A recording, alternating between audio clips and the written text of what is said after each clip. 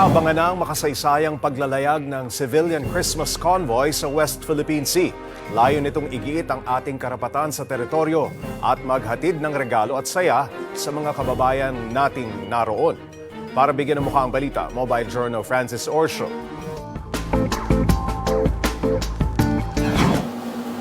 Sa kauna-unahang pagkakataon, pinayagan ng National Security Council na sumama sa paglalayag sa mga isla sa West Philippine Sea ang mga sibilyan.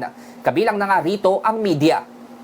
Sasama sa paglalayag sina One News anchor Ed Lingao at Woman in Action Gretchen Ho. Pangungunahan ng MVP Kapitan Felix Oca ang civilian Christmas convoy ng Atin Ito Koalisyon. 41 volunteers at 100 fisher folks ang sasakay sa 40 fishing vessels. Sasama rin ang 10 Palawan civil society leaders at mga miyembro ng media. Sa makasaysayan ding pagkakataon, susubukan ni na Bok Ed at Gretchen na magbalita ng live sa West Philippine Sea sa pahintulot ng National Security Council. Nakasama natin si NSC ADG Jonathan Malaya sa TV5 office. Kinausap namin siya ni Bok Ed mula sa freedom of navigation. Bakit hindi natin subukan ang freedom of broadcast in our own EEZ and tingin namin mas malakas o mas stronger yung message na maihahatid ng freedom to broadcast in our own waters. Hindi kasi talaga pinapayagan ang paghahatid ng live report mula sa West Philippine Sea, kaya malaking bagay na pinahintulutan ng gobyerno ang media sa ngalan ng malayang pamamahayag o freedom to broadcast. Si Bok Ed handang-handa na para riyan. For the first time, pinayagan ng National Security Council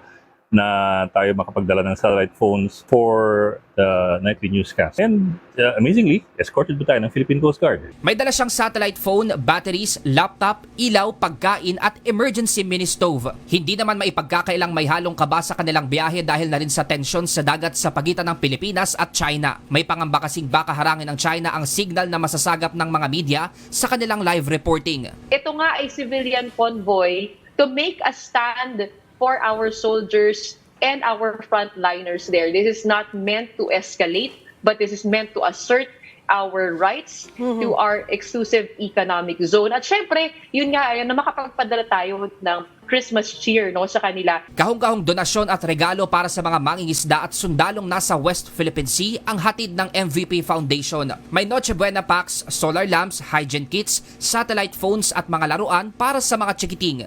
Linggo ng madaling araw ang umpisa ng paglalayag ng MV Kapitan Felix Oca at Christmas convoy mula Palawan patungong Ayungin Shoal, Patag at Lawak Island. At sa makasaysayang paglalakbay na ito, abangan natin ang live broadcast nila Ed at Gretchen sa gitna ng West Philippine Sea. Mobile journalist Francis Orsio po, hatid ang mukha ng balita.